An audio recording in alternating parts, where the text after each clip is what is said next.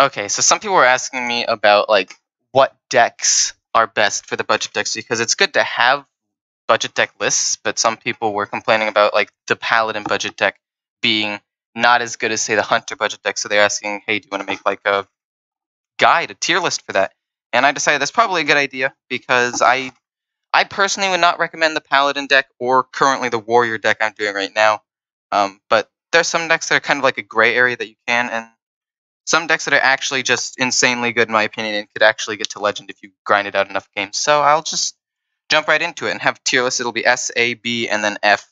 F being Warrior and Paladin. I'll just tell you that right now because they suck. But in S tier, it is the Hunter deck.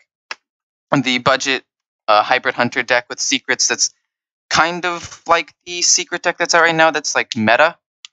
But it doesn't have Subject 9 or Rexar. But if you put those in, like if you have the money to do that, go ahead, and then it becomes like a really good deck. I'm running it right now and have a 60% win rate in Legend, which is pretty good in my opinion. I mean, obviously it could be better, and I'm probably misplaying sometimes, but 60% in Legend with a slightly upgraded version of this deck. And when I wasn't in Legend, I was playing on my budget account, I had like a 56, 57% win rate, so it's a very solid deck. And it stands alone in S tier, but the A tier is actually pretty close behind. There are 3 decks that I think are pretty close together, although one of them is a little bit of an exception, and I'll talk about that at the end. But the first one is the Budget Tempo Mage. Budget Tempo Mage is just a solid deck all around. It does its job very effectively, and it doesn't really require many legendaries in general. It can run Stargazer and a Lunith, but I feel like it's similar to Hunter in that it's not necessarily required. Like, it could still do well without them, but more so. Like, Stargazer, she's okay. I actually don't even think she's that good. She's a 3-mana 2/4, which isn't... It's not bad, but it's not, like, great stat line either, like, anyway. But it's also, like, her ability. It's not amazing, especially if you play her on turn 3. And... okay, her ability is amazing. You get to draw cards if you play the rightmost card. That's actually insane. But from turn 3, it's not that good. And a Lunith, sure, it gives you card draw, but you kind of use your turn 6 to do it. And in this budget deck, you run a little bit more aggro in the beginning, and you don't rely on the card draw. You have a few extra things that do damage, so it actually helps you in certain matchups, like Druid or something. So you have a little bit of extra punch before you get to the end of the game, where in the fully made version you would have draw, but in this version you have a few extra, minions to finish it off, like a Polymorph and a Life Drinker, which I don't think the other decks run. Oh, no, I ran Astral Rift for extra minions that gave you extra card draw. I forgot. I decided to make this deck weird and new and fresh and whatever, but point is, this deck is A tier. It's pretty good. It's actually, in my opinion, beats its counterpart in that specific matchup because it has extra damage and doesn't have to dedicate an entire turn to card draw. And overall, it's a pretty good deck. The next one is the Heal Warlock deck, the budget version of it. It has pretty solid matchups. It doesn't have Keleseth or Mossy Horror or the Solarium or Blood Knight. So those are the 4 cards it's missing. But it does, it actually have the Homunculus, which is actually really, really good. I think the Homunculus is a very underrated card, especially in this kind of deck when it's a 2/4 taunt for 2. And honestly, that's insane. Like, it does damage to you, but that's fine because you want to do damage to yourself so you can heal yourself and get out a Happy Ghoul for free. The other ticks I put in here are a Raid Leader and a Spellbreaker, which I think were pretty good additions to the deck. Also, I think I put in an extra Doubling Imp, because in the other one I only have 1. Overall, this deck is a pretty good deck. It's an aggro deck. Most of the decks in here are aggro decks, except for one, the Druid deck. That's a kind of mid-rangey deck, but that's just what you need to do for budget in general. If you want to make a good budget deck, it's probably going to have to be aggro, because a lot of the control cards are expensive, and you can't really afford them if you want to do it on a budget. However, I am going to be trying to do a Warlock control budget deck with like Hellfire and Defile and cards like that, which can control the board fairly cheaply. So we'll see how that goes. But as of right now, it's all budget decks. But the Warlock deck, it's very aggressive early game, which means it can beat some control decks if you pop off early.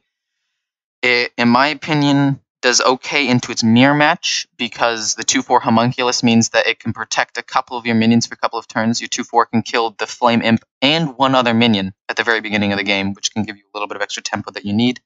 And into odd rogue, this is the other matchup where it does better than its fully made counterpart because it takes 2 hits from the rogue weapon, so it protects your minions once again. And it's similar to the Voidwalker, but the extra +1/+1 that it has is actually really strong. So the last deck in A tier is the Shaman deck. And it's not that I don't think it's a good deck. And it's not that I think, like, okay, I didn't say exactly what I want to say. It's an A tier, but I'm not sure if it deserves to be an A tier. Because it's a deck that I played the least with, but it has a high win rate, and when I played it, it felt good when playing it. It felt like I knew what I was doing. It felt like in the matchups where I feel like it should do well, it did extremely well. And even in the matchups I don't think it should do that well in, it did okay. And that might just be luck-based because I only played about 20-25 games with this deck, but I'm putting in A tier just because from what I know, it's actually pretty solid. In B tier, we have the Token Druid deck. I think that it was pretty good when I made it, but I don't know. I don't think it has exactly as much power as the other decks. I'm going to be honest. From what I remember, I don't think it was as powerful. However, it is still viable. And obviously, since it is a slightly more control version and isn't just face aggro, there's a little more skill to it. So, obviously, there's a little bit more of a learning curve. So I feel like its skill cap is higher. So it can perform as well as like A and maybe even S tier decks. But if you're just jumping right into it, if you're not willing to put the extra time in to learn the deck, I would not necessarily recommend it. And then in F tier, we have Warrior and Paladin. The aggro Warrior deck that I have now, it's not amazing, but okay, you know what? I'm going to change it. I'm going to say the Warrior deck is C tier. Okay? I'm going to say the Warrior deck is C tier because I think it is still viable. I think that it can get a fairly decent win rate. And in lower ranks, I feel like it can definitely shine, especially considering most of you guys are probably in lower ranks, which is why you're asking for budget decks. So I feel like it can do well, especially into matchups where people misplay all the time and probably concede more often and just in general have a different style of decks. Because I'm pretty sure in the lower ranks, people play more aggro because they don't know how to pilot control decks. And this one's kind of an anti-aggro with charge and rush and weapons. So it actually, for lower ranks, might even be better than C tier. But for the games that I played, and in my current rank, I'd put it as C tier. So if you want to actually like fully climb with this deck, it'll probably stop at about rank 5. But I still think that it could do pretty well. And then in F tier, there's Pally, the Paladin deck. It's just, I made some upgrades to it and got it to about a 50% win rate, or like a 45% win rate after a really bad start at the beginning of the week. But overall, I still don't think it's that great of a deck, and the people who are telling me to make this video are the ones that have made the Paladin deck and are like, this deck isn't good, would have rather made the Hunter deck. And in the Paladin deck, there really aren't many upgrades you can make to it. You can make it odd mech Paladin, or you can make it just the normal mech Paladin, so you can run Equality Consecrate, which is pretty nice, but overall, it's just not a super impressive deck. So just to run down, in S tier, we have Hunter. The budget Secret Hunter deck is pretty solid, and overall is the best performing deck in my opinion, and I feel like will be the best performing deck throughout all of the ranks. In A tier, we have Mage, we have the Tempo Mage, the Heal Warlock, and the kind of elemental, kind of token Shaman deck that are all good. But I don't think they're as good as Hunter, or I don't think they'll do as well as the ranks go on. Like Tempo Mage, I feel like can do well at lower ranks when people misplay and you're able to capitalize on that and kill things and do some extra damage. But once you get to higher ranks, when people play like more Druids and Warriors, you're not going to be able to burst them down as easily. So that's why I put in A tier. Warlock, the Healed Zulok deck.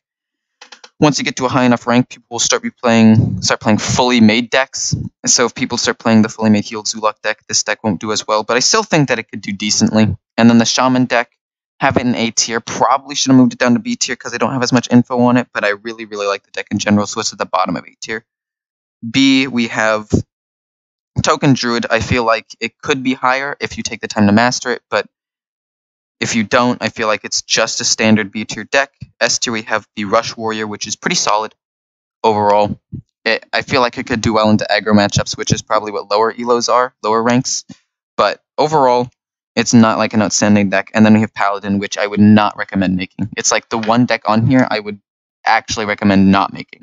All of the rest are good in themselves. Like, they all have pluses about them. But the Paladin deck just underperforms all around, so don't do that one. I hope you guys enjoyed. I actually feel like I should have done this sooner, and I'll probably do this with like every 5 new budget decks I come out with or something like that, or just continue to add on to this list, or maybe like no. Every expansion, I'll start the list over, but until then, I'll just like occasionally add to this this tier list, like every couple of decks, I guess, and hopefully you all enjoy.